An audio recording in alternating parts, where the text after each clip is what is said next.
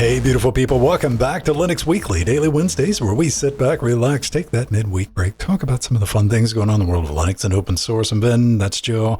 We've been talking about power buttons, speed running at the grocery store, converting English into hieroglyphs. And emojis.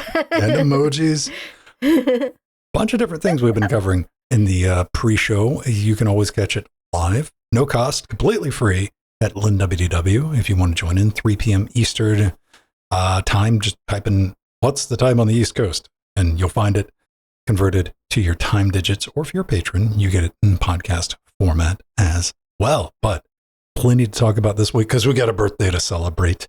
We got neon GIMPs. Yeah. This is a family show, so mind out of the gutter.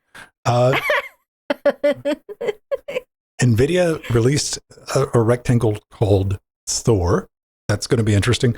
And I'm going to tell you about lobotomizing an ARM board and installing a Kelvin timeline firmware on it just to see what happens. But first, let's do a little bit of catch up, see what's going on since last week.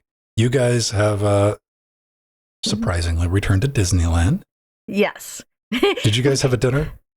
Yes, we did. So Steve's husband, who is also known as Master Toy Maker in YouTube chat, we went to Disneyland again on Saturday, our monthly trip doxed. or every few weeks. Just getting right out of the gate, just doxing your husband in chat. But we had a delicious, we're annual pass holders. So there's a restaurant just for the top level annual pass holder. So it's kind of it's a private restaurant just for us. So when we go to the park, we don't have to have a lot of people around. It's just a quiet space with really delicious food, award-winning restaurant. Yeah, so it was absolutely delicious. The only sad thing was, well, Disneyland was 97 degrees and it was very humid that day because there had been some storms in the area.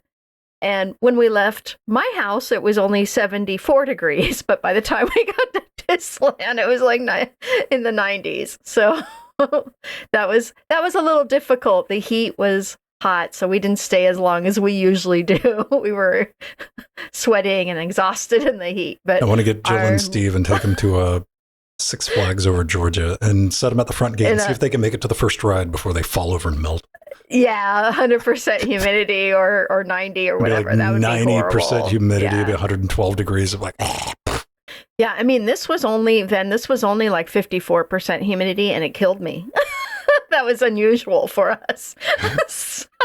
I mean, it feels nice and dry in here today, and it's like 44%. So. Oh, okay. Yeah. Nice. Tell me about this button, man. You were getting ready before the show. You're running a little bit late. Yeah. I got really, really nervous. I'm like, uh-oh, do I have to tell Ven I'm going to show up a little late? Well, I had turned on the power on my computer, and it went straight into an error message, and it said I had to go to the BIOS and reset some things. And I'm like, wait a minute, I was just using this computer last night. It was fine. And I'm like, okay, well, let me try and make sure everything's connected correctly, and the power cable is nice and firm and everything. And I just thought, you know what? Let me check the power button, because that used to be a thing back in the older days. Your power button would get stuck. And fortunately, it was one of the first things I checked. And sure enough, the power button was stuck. And I had pressed it gently. It's just getting, this computer is just a case is a few years old, but it's not the best built pink computer case, because it's a very 60s modern one, so it's very designer, but it's not necessarily built the best, so it has a big pink power button, and it had gotten stuck in there. And that's what happened. And as soon as I noticed it was stuck, I got the tweezers and pulled it back out, turned off the computer, and then it booted up fine. But of course, that happened literally minutes before I was supposed to go live with Ven. That's how that works, man. Yeah. We were talking in the pre-show a little bit more about that.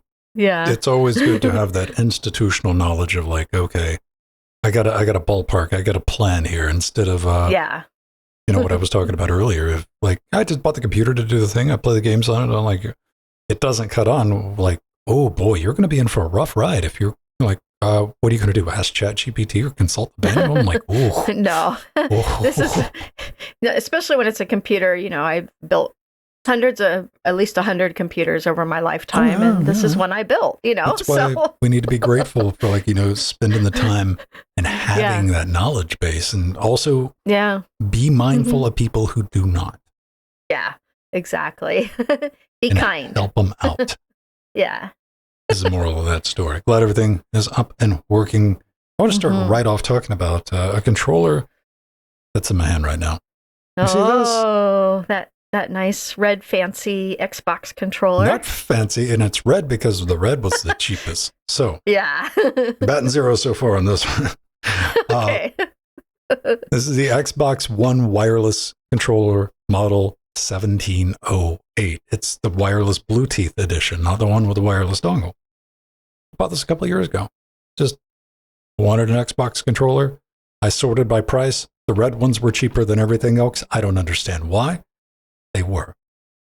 I typically use this to play like action RPGs like Horizon Zero Dawn and, you know, games like, you know, third-person action adventure, Tomb Raider, things like that.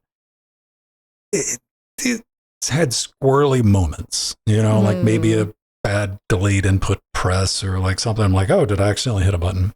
Never thought about it. Never thought about it. It's like a little glitch, right? I'm like, whatever.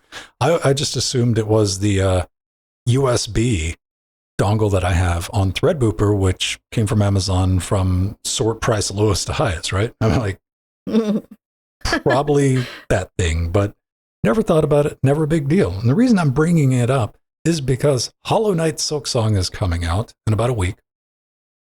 Woohoo, then. And I've been so excited. I've been practicing, Joe Bryant. I have. Yeah, I'm so proud of you. I got to get warmed up. I got to get my old man juices and my fingers moving. Why? It's a precision action plot. Like, you don't, this is not a sit back couch game. Like, this is a sweaty game.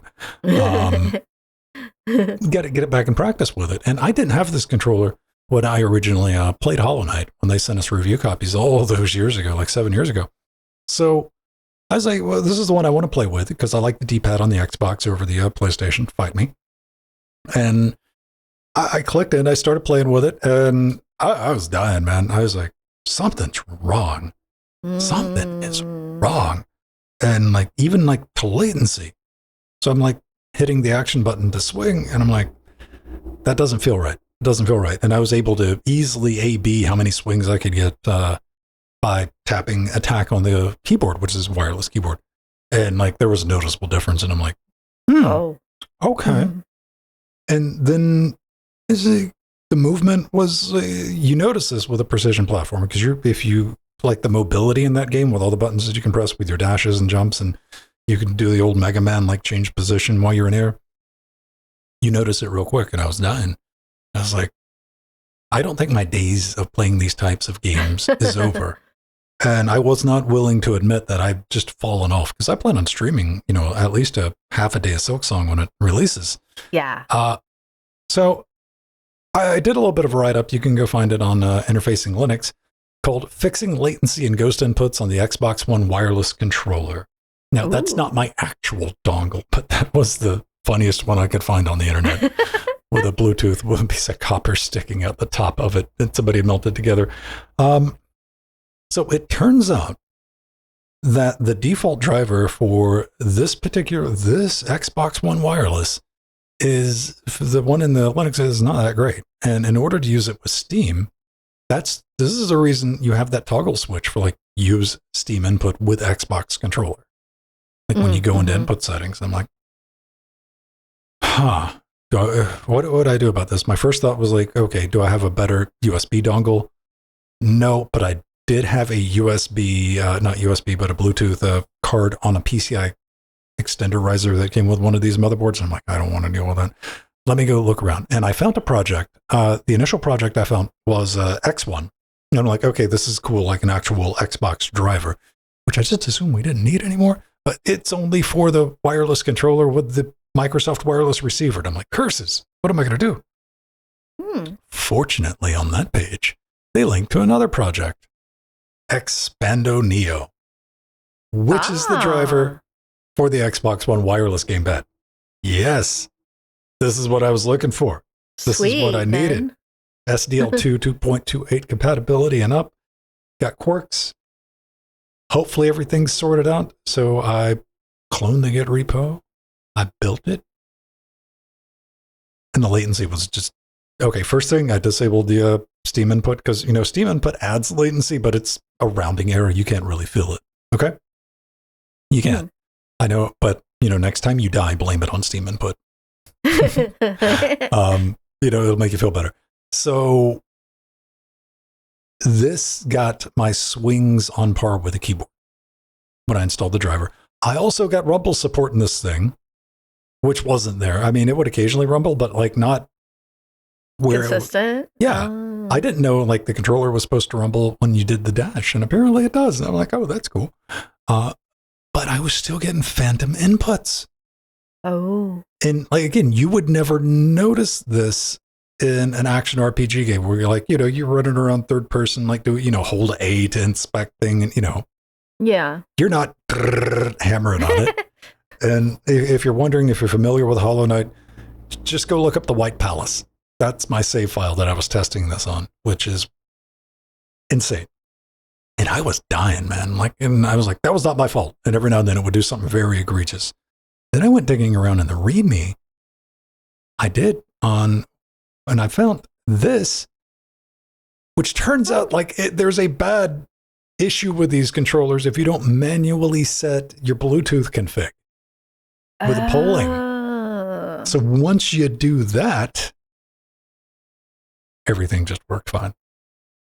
Oh, then I was playing Hollow Knight like the old day. Well, not as great as I was 7 years ago, but every time I was getting killed to death, it was my fault.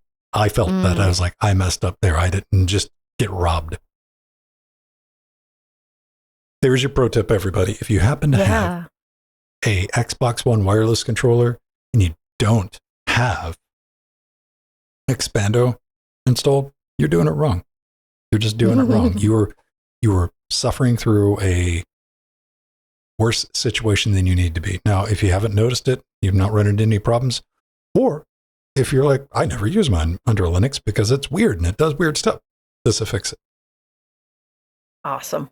Also, I got notification in the mail, Jill Bryant, about that little flat PC case heading my way.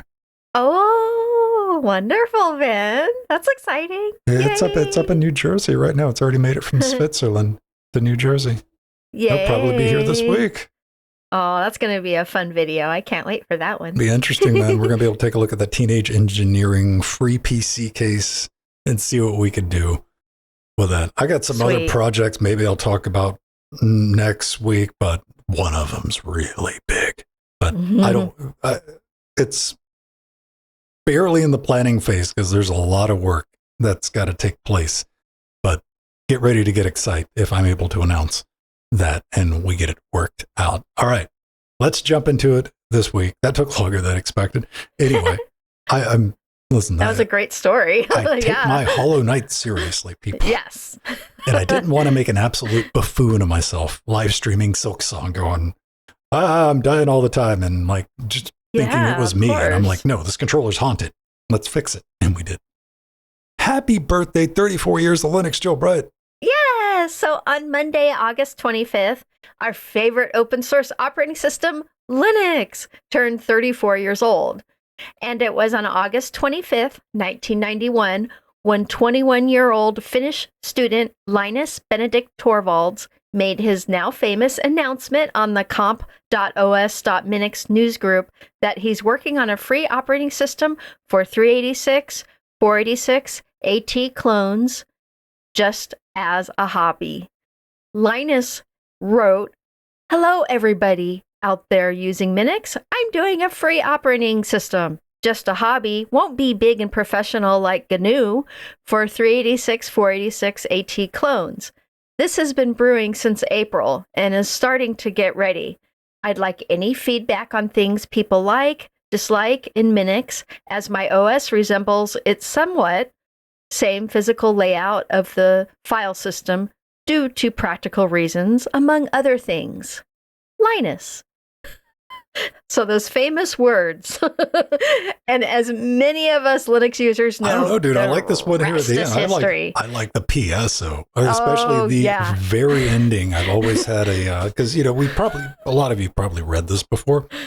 Yeah. But it's like, don't get too wound up about it, because it's probably never going to work on anything other than AT hard disk. Yes. Like this is how whimsical of a project. This is why you got to be careful when you're coming up with stuff, man. You never know where stuff's going to go. He's like, man, this thing works on this. Yeah, that's it. You got to stick with that right now. Very limited. I don't know what I'm going to be doing with it. And yeah, dude, here we are. Here we are. 34 years later. And, today, of course, Linux is almost everywhere. It's used in our smartphones, our smart assistants, Wi-Fi routers, big screen TVs, satellites, and airplanes. And it runs the entire internet and powers the top 500 supercomputers, and is also used by the International Space Station as well as Wall Street.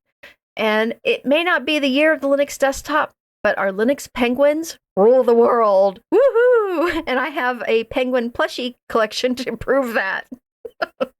And celebrating Linux's 34th birthday makes me and Ven feel very old, but we have been proud to be a part of its journey.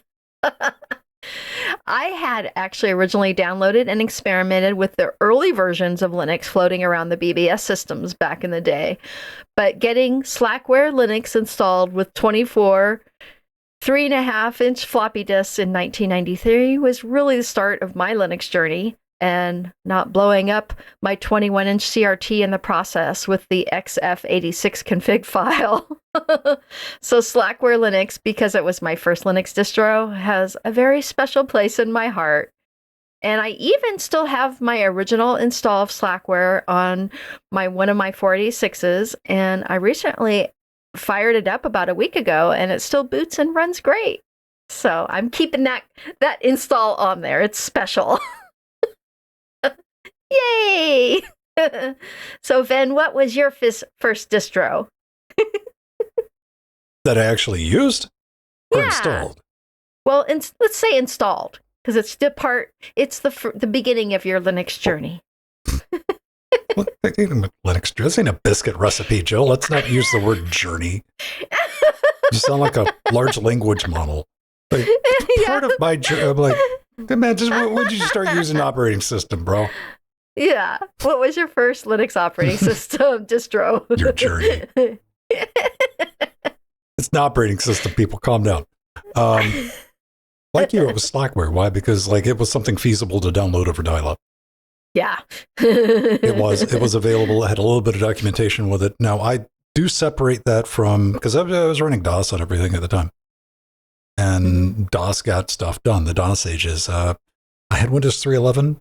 And, I had upgraded one of my machines to Windows 95 just to curiosity, and I played around with it. And I'm like, it's difficult to explain if you don't have a longer history with PCs.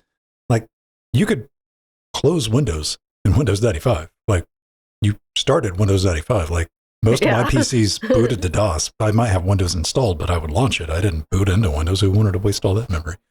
The thing is, when I really started switching around, it's real easy for me to put a date on it, was 1995. 1995 nice. Is when I got my mitts on. I downloaded it at the university, and I snuck some time on the SCSI CD burner for the university people. Yeah. And I made a copy of Red Hat Linux 1.0. Not the ISOs, but just the files so I could copy them over and get them on disk. And that was it was the Mother's Day release back then. That's what it was called. Yeah. It launched, set up. I remember spending weekends trying to get a video card working that I, to this day, never got working. I borrowed another video card from a friend that did work kind of, but the resolutions were all mangled. And I spent a weekend listening or trying to listen to, my name is Linus Torvalds and I pronounce it Linux. Yeah. For the OSS config. It also didn't exist back then. And yeah, it was just on and on and on from there, man. Just building on top of that. And that, again, I like Linux. That's what we're using for the show. It's not, it's never been a movement for me. It was like, this is a really great operating system that I like running, especially because I've never been a fan of like a black box closed source operating system on your personal computer, where like, especially today, where all of your information is. I like the idea of open source with that. And, for the longest time, it was, just built from the ground up as just, it was way more stable than Windows. Way more. Windows has gotten better. Windows just doesn't crash when you plug things in anymore. Mostly. Yeah, that's a good thing. Except Windows 11 might have some issues. Windows 11 will at least pop up AI Clippy and ask you something about it, man. But yeah, things have gotten different. Things have changed. It's easier than ever.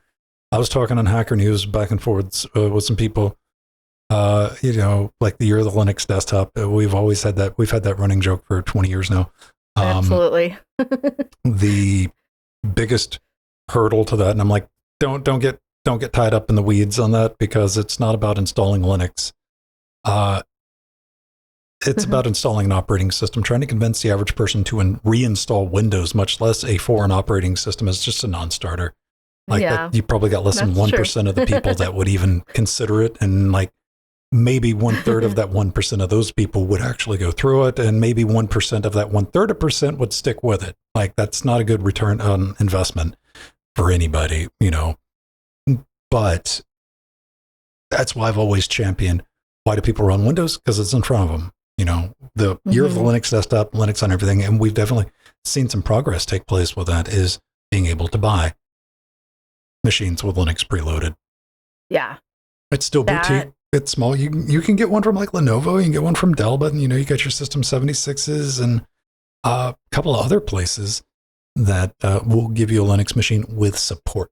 And like, that's always been the big thing.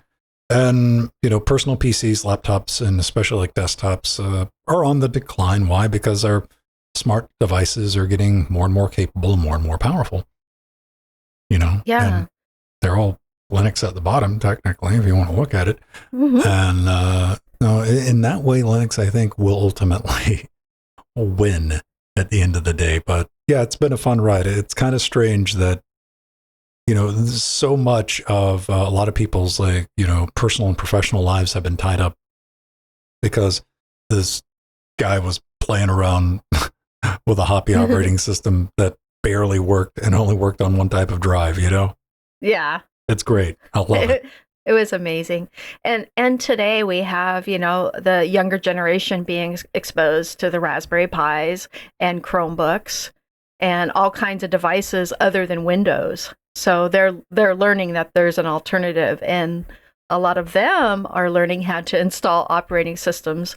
And a lot of the people who are coming from the Microsoft ecosystems that is deprecating their hardware because of the latest Windows 11.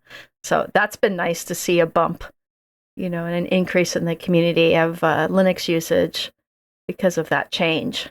Woohoo! So those people that are curious and want to learn how to tweak stuff that were on the Windows side are coming over to Linux, and that's wonderful to see. And you're going to get those people, and that goes back to like, don't waste your time trying to convince somebody to install something. That type of person is going to do it already, whether or not you show up at the door. Okay. Yeah. At no point are you going to take somebody who's like, I don't install an operating system. You're not going to change that headcanon. Yeah. But if you got somebody that's already like playing around with stuff, if it works for them, it works for them, which is great to see. Great to see. Now, yay! Happy birthday, Linux! There we go, 34 man. 34 years. 34 whole years. Been around for a while. Been around for a minute. Red Hat, I'm still angry at you for getting rid of the desktop edition, man. I was so mad. Yeah. I was so mad. Like, going from, you guys don't understand, Fedora used to be Arch. Like, used to be bleeding edge Arch. Like, it worked sometimes, man. Now it's just like a stable, happy desktop distribution that you can, used to be a wild ride. Used to be. All right. Now, GIMP. Talked about it a couple times on the show. Yay. GNU image manipulation program. I use it. I love it. I spend a lot of time in GIMP, everybody. It is making the art assets for interfacing Linux. And my least favorite thing, thumbnails. Hate making thumbnails. I hate making them. I hate the idea of like trying to come up with one. And GIMP is really really lacking in the thumbnail department, man. Like, just say you want to do like a basic separation thing of, front, back. You want to put like a white line around, a graphic, not even a glow effect, just a white line. Wow. What are you going to do? That's a 5-step manual process. Yeah. 5 steps. You got to add an outfit shadow. You got to expand it. You got to grow it, create a new layer, paint it, drop the layer behind the. It's silly. You want to do a glow effect? You ever see like a YouTube thumbnail or just a thumbnail like something shiny or just a picture of like something's glowing a little bit?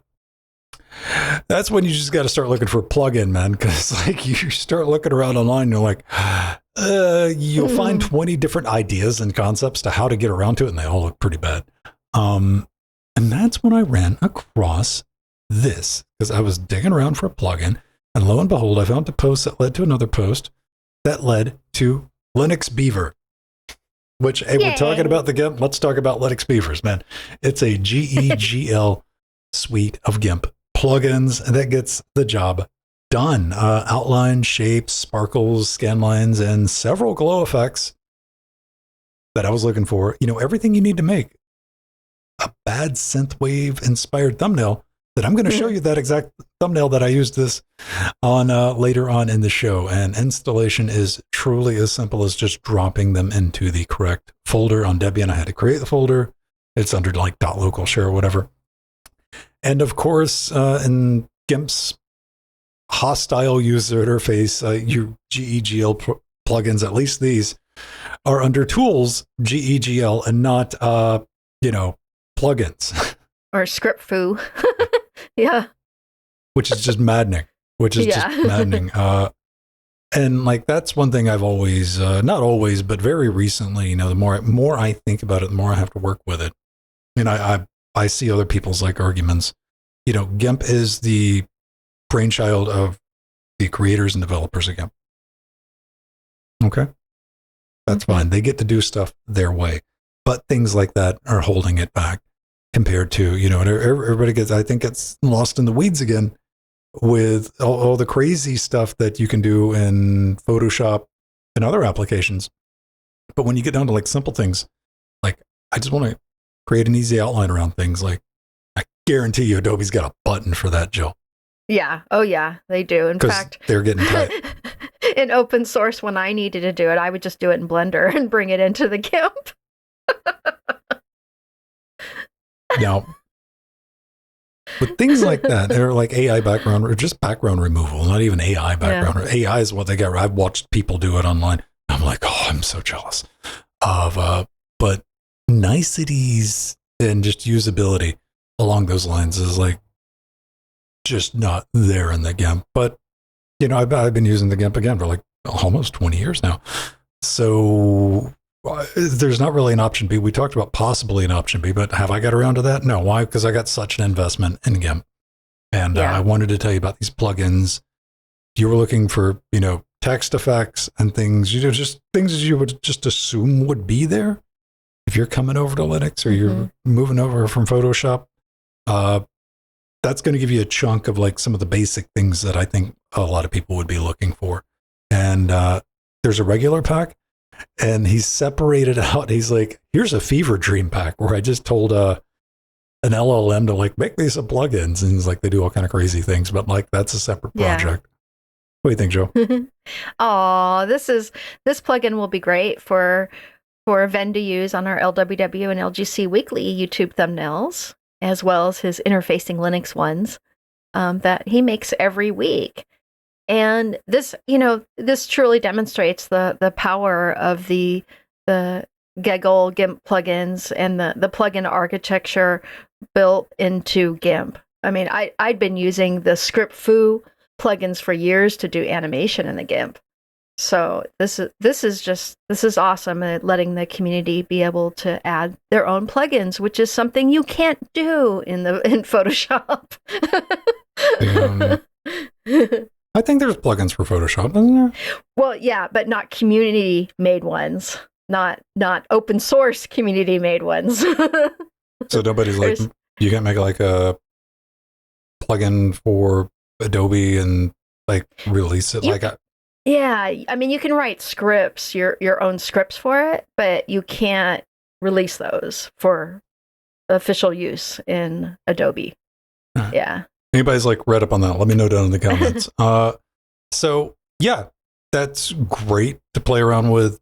Go check it out. Go look at there's tons now. There's a lot of old plugins because we just switched over to GIMP 3.0, and those GIMP 2 plugins not going to work. So it's kind of a slim pickings right now, but yeah, do that. And all the art assets that I have to create for videos. So yeah, it's great to have those extra tools available. Now, Jill is going to tell you about something that can only be described as a diseased Nintendo Entertainment Center. Yeah, it is very interesting and amazing.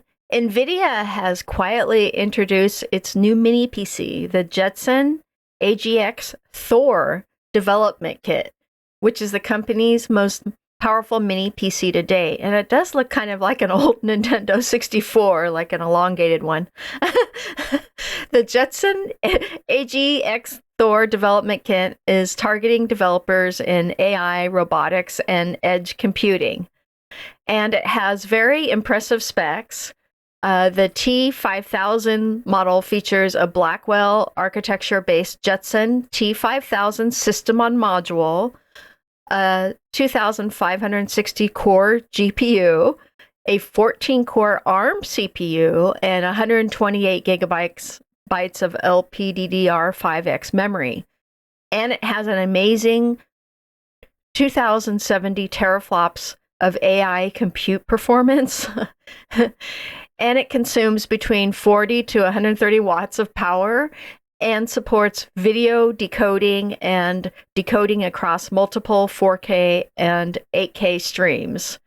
And there are 4 25 gigabit e-network connectors and support for NVMe storage through PCIe slots. And it is priced at $3,499 and is available for pre-order with an estimated shipping date of November 20th, 2025. And there's going to be a less powerful T4000 model, which will also be available, which has 1,200 teraflops of AI performance and 64 gigabytes of memory and operates between 40 and 75 watts. The T4000 model pricing is not listed yet. So I'm sure that might come in at it'll be a maybe bargain. half It'll be or $34.98. Yeah, $34.98. Yeah, I imagine around 2,000, 2,500, something like that. I don't know. Like at this point, NVIDIA can just write a price on anything and people buy it, dude. Yeah. They're so desperate. I mean, having that much power in a 130 watt envelope, even though it does look like an elongated, diseased NES, is interesting with that much memory on it. 128 gigs, 14 core. Really interested in that. Yeah. Also the GPU, Blackwell GPU. The encode performance on this thing, man.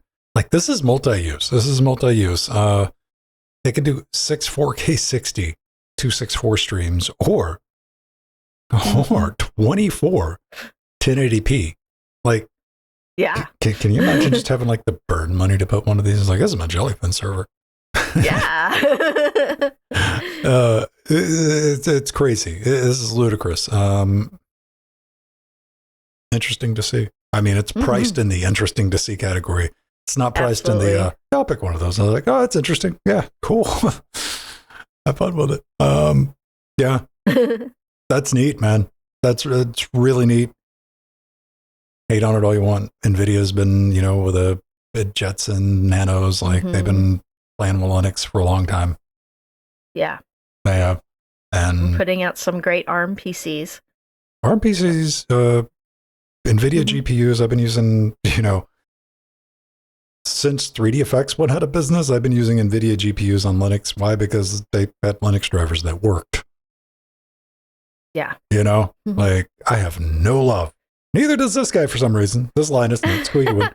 He's not a big fan of NVIDIA either. But again, you got to give credit where credit's due. Yeah, absolutely. On NVIDIA, I look forward for the AI bubble popping and you having to come crawling back to consumer GPU purchasers and enthusiasts and offer us things that everyone can afford again. You know, that'd be really nice. Waiting for it. You know, when we get an apology.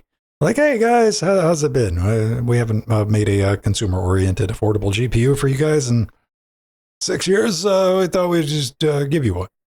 We're friends again, right? And I'm like, yeah, sure, whatever. Yeah. So, all right. Sticking with ARM. You remember that synthwave thumbnail I promised you just a minute ago? Yes. Here it is. That's what we ended up with. That's what we ended up with. The glowing motherboard. I needed my glowing text at the bottom. I needed some scan lines, man. Just adding scan lines in GIMP, dude, I got lost trying to figure out, like, there's no way to like reliably do that. And people are like, here's a convoluted 13-step. I'm like, no, it should not be 13 steps to make scan lines. What are you talking about? Yeah. This is like, oh no, you can, it's a setting basically. And I apologized for it in the YouTube video. There'll be a link to the video in the show notes. Go check it out. Give it a watch. And you can take a look at the thumbnail yourself and judge it. Feel free to leave a comment on my questionable artwork. But I spent a week in what effectively reminds, you know, everybody of an old school BIOS. You know, that blue and gray BIOS, text only. You remember those, right? Mm-hmm. Oh, yeah. It's what we had, you know, in the 80s and 90s, like text keyboard and just like award BIOS, American Megatrends, you name it. Yeah. And you were digging around. And like after really 2 weeks of playing around with that is one of my primary interfaces, I was like, I want to do like something like time appropriate. So that's what I came up with. So what we're talking about is if you got a Raspberry Pi, or if you got a Rock Pi, Banana Pi, Pi, whatever, you're probably painfully aware that it is not a PC. That's usually contact with an enemy. The first thing you learn, man, you're like, so I can't just go to Ubuntu's website and download a copy, put it on a thumb drive and boot it up. What happens? Nothing. Why? Because they're using U-boot. Yeah. Device tree booting. And so that means that Raspberry Pi, you got to go to Raspberry Pi and download, or you can go to Armbien and find like your Raspberry Pi or your Rock, whatever, like that very particular distribution that you can run on that. You know, you just can't go grab a copy of Fedora and pop it on there. Or at least you're cutting. Because that got on my nerves. I decided to do something about that. What I did is add UEFI to the Rockchip 3588 using a great piece of software called EDK2. Now, I'm a big fan of my Rock 5 ITX Plus because it's got ATX power connector, 4-pin Molex, PoE, dual Gen 3 by 2 M.2 slots, man, and it fits in any ITX case, man, right? Mm-hmm. It's pretty dope. Big fan of it. And there's a big problem with it, though, Joe. Glaring, horrible problem. The SD card is on the side of the case. Not on the back with the full panel of rear I/O. Yeah. So anytime I want to install a new operating system, I gotta open the case up. Yeah. And go digging around in there and try to get that little. Now you're like, well, pain. Okay, that's a pain if you just got a desktop maybe sitting easily accessible. But even if you get a desktop like put in, you know, with other PCs, and you got to unplug everything. And now imagine this. I want to put it in a rack mount case. Yeah. So that's getting really like Souls-like difficulty right there, because then you got to unrack mount it, then pull off the case, then unplug everything, unrack mount it, pull off the side panel or the top of the rack mount case, then get the SD card. I'm like, no. There's got to be a better way. And that's what I ended up with. I ran across EDK2 for the Rockchip 3588 series. And this is straight up UEFI BIOS for ARM SoCs. And it's Yay. kind of brilliant, man. It is. Now, with the Rock 5 ITX, typically installing this is fearless. You don't even have to worry about it. Because like on the Orange Pi 5 Plus I have, you can get everything set up. You just put it on the SD card, pop it in, and you can play around with it.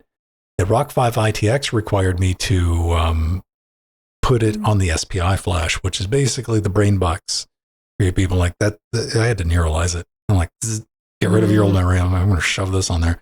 Then I had to find a creative way of getting to it. And there's SPI, eMMC. Then you got like your regular drives and the SD card. It's a crazy boot process that you can't really change on that board.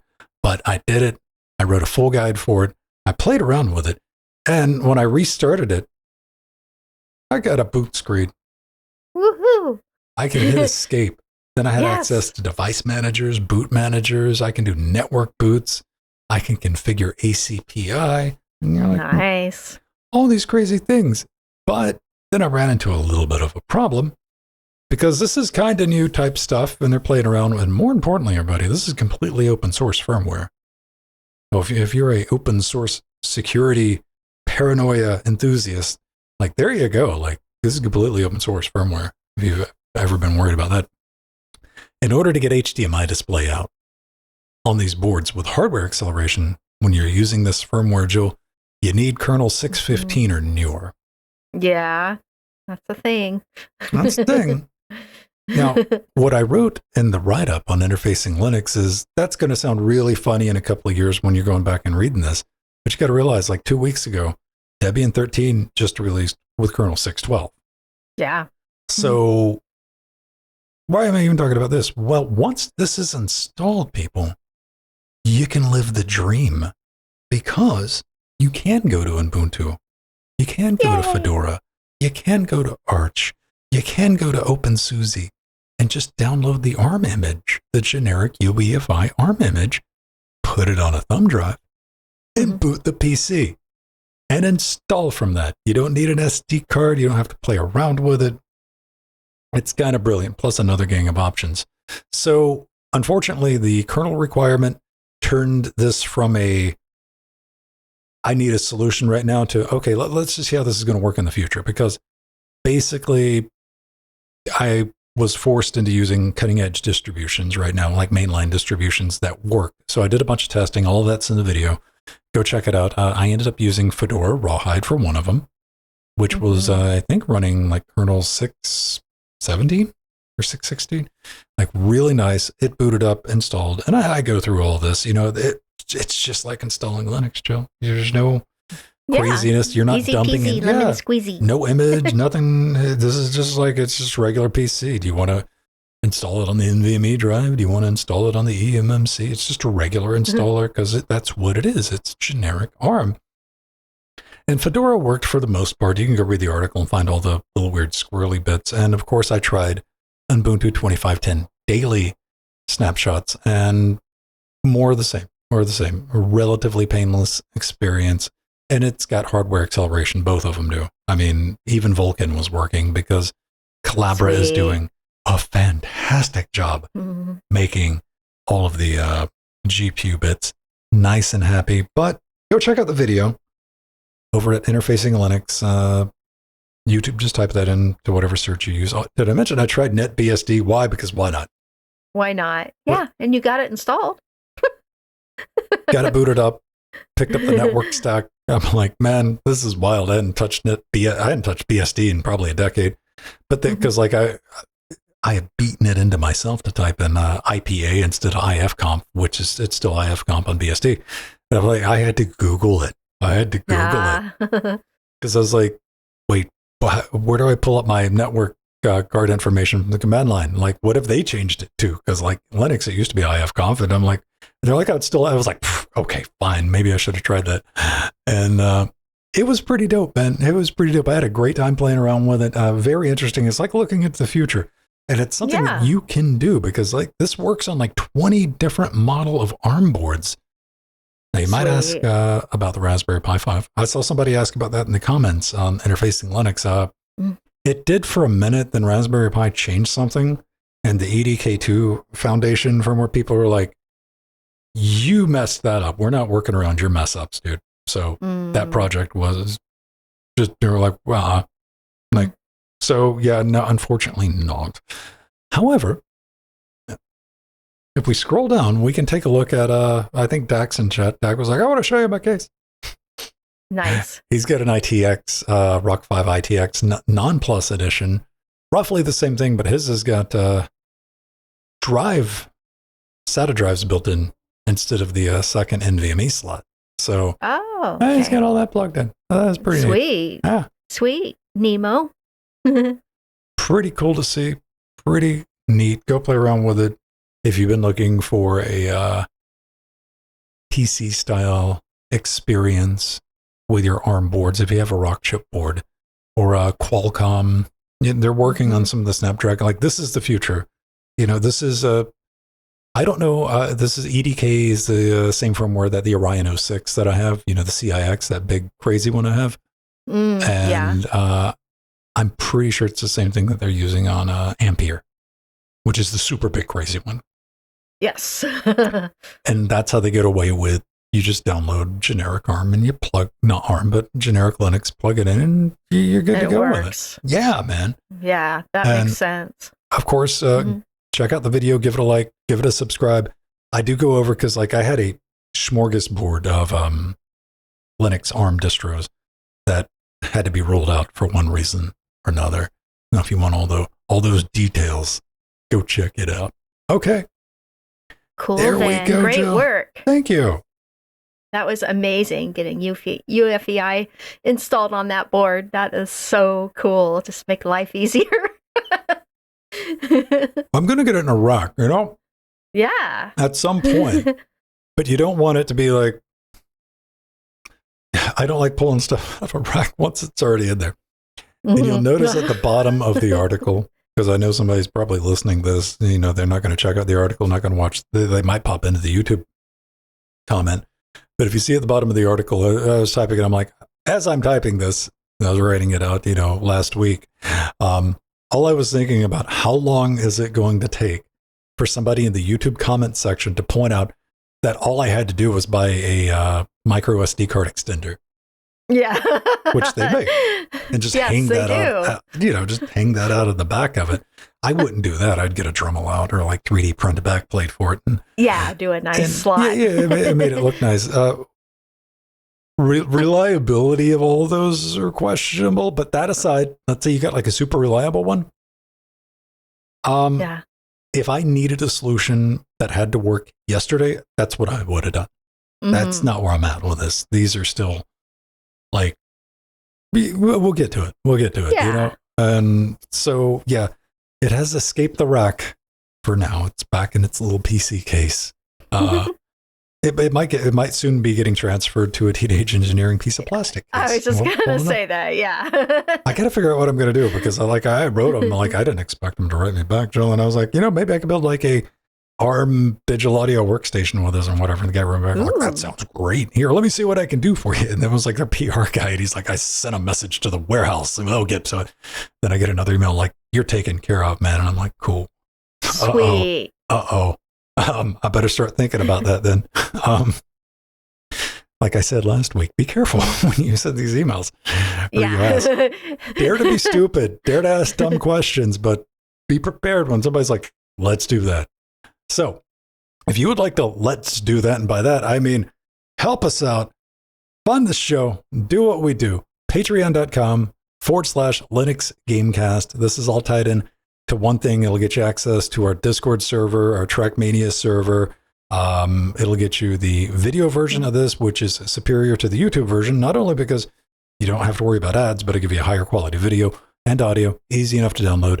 And you get that pre-show every week in podcast format, along with a custom RSS feed that you can punch into any podcatcher that you got laying around. It'll get updated and like, hey, there's a new episode of that. And you can listen to the entire live and uncut, you know, because 3 p.m. Eastern, noon, you might be able to catch it on the West Coast at a lunch break, but you got other stuff to do. That'll always be there waiting for you. And fun times, fun stuff. Come hang out with us. We'd love to see you at LWDW, 3 p.m. Eastern, North American time on Wednesdays. And Yes. I'll be back on Friday. We'll be doing rounds in RPG, man. That's crazy. Fun. It's crazy. It's mind melting. The rounds matches turned into just a warm up for the RPG, which is great. We finished the RPG map last week. Dungeons and Dragons, but with cars. You got to see it to believe it. It's a great team. Always looking for new people to come hang out with us. All right. Everybody, have a great rest of your week. Try to get up to something, and we'll see you again next week, because it's time to bring up that music and roll those credits. And thank all our beautiful patrons, like our advisor, Theron, and our executive producers, Barbara, Scott, Atomic, 12345, Drummer 7, our Chicago Kicks Mules level, Glorious Egg Roll, Basil, Empty, our Sea Monsters, Writer Ex Machina, Nemo, Jelenstein, our Death Notes, Chad, Romero, and our chairlings like Mr. Alert and Mere PPC in chat.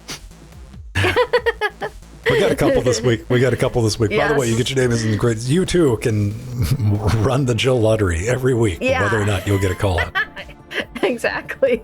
You never know. Bye, everybody. We'll see you next week. Bye, everyone. Love you all.